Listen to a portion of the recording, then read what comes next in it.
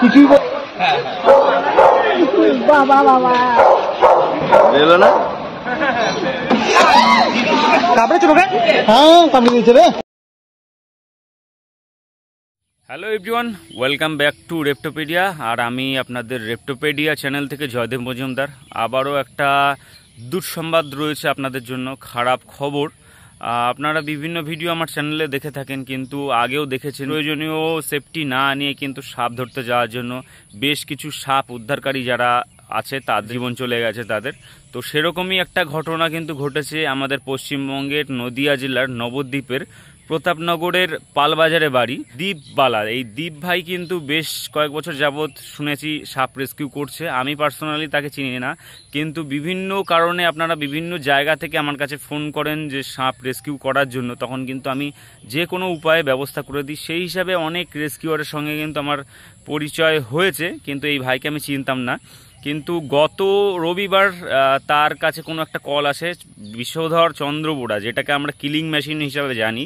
প্রচণ্ড অ্যাটাকিং একটা সাপ, যাকে ধরতে গেলে প্রচণ্ড সতর্ক থাকতে হয়।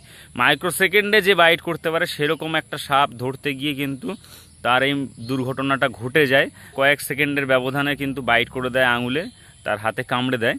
তো তারপরে তৎক্ষণাৎ সে প্রতাপনগর হাসপাতালে যায়, সেখান থেকে নীলরতন সরকার হাসপাতালে কলকাতায় সেখানে রেফার করা হয় সেখানে, কিন্তু সেখানে সে এক্সপায়ার করে যায় 3 দিন পরে, সম্ভবত 3 দিন পরে সে এক্সপায়ার করে যায়।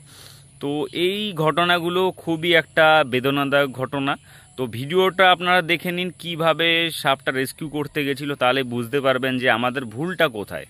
তো ভিডিওটা কন্টিনিউ দেখে নিন।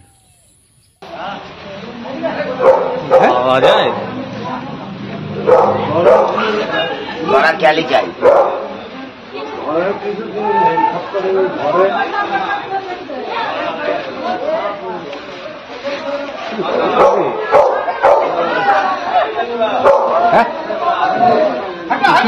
কিছু হচ্ছে না তো, লাগায় ওষুধ আছে নিশ্চয়, তার জন্য বলবেন আপনি।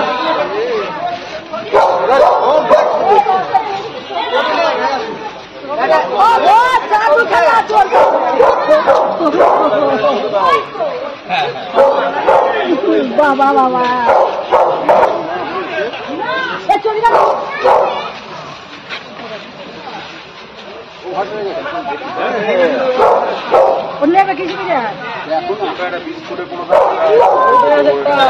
খালি কোটা আছে কেন?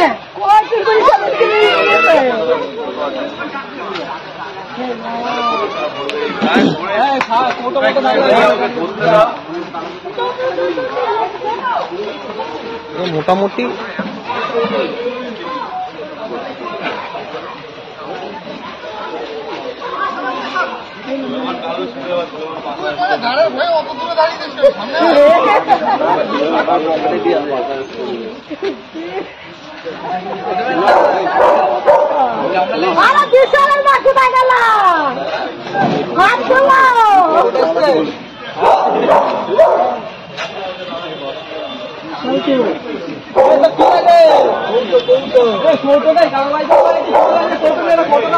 বিস্কুটের কথাগুলো নিয়ে আনা চায়ের দোকান থেকে।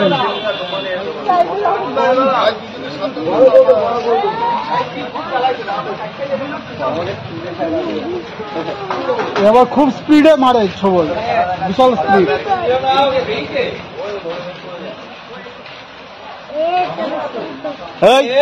এই তুই সর,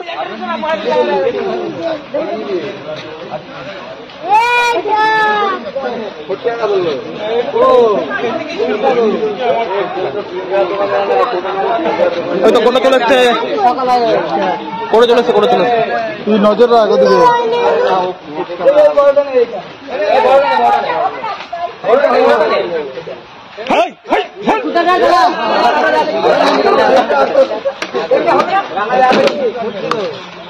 মুখ দেখতে হবে না। আরে কি হলো রিপোর্টার বুলু সিং, এটা কোথায় ছিল দেখুন তুমি?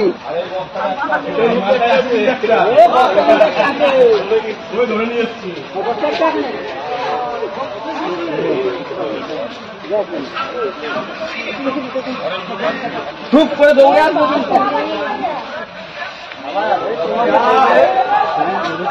আরে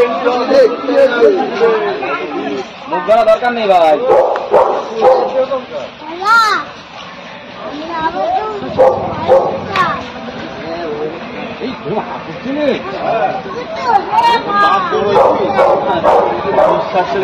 হালকা একটা ঝিরিঝিরি হ্যাঁ বেরোলো না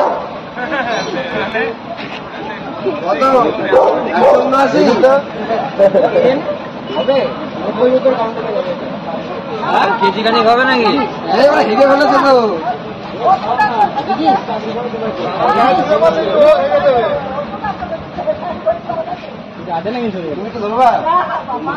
কি বাচ্চা বাচ্চা হলো নাকি?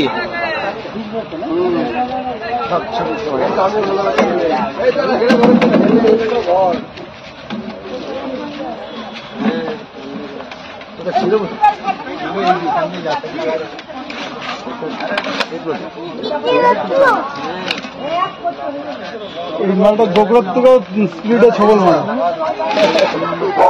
গোকরার থেকেও স্পিডে ছবল মারে।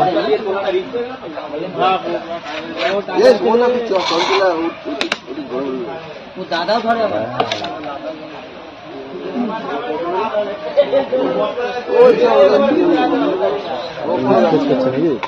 না বেরি পাকাচ্ছে, ও বেরি না পাকানো পর্যন্ত এসে করবে না। হ্যাঁ, এই যে পাল্টিটা খাবে, মাল ঢুকছে না।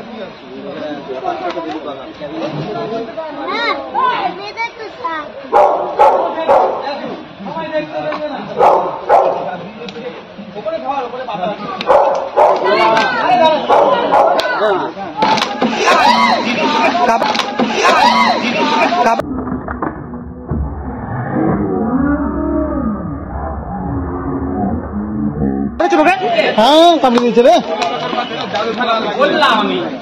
কামড়ে দিয়েছে, কামড়ে দিয়েছে। এখান থেকে যারা ঢুকতে না পারে, দেখো দেখো দেখো, কামড়ে ওই ওই ওই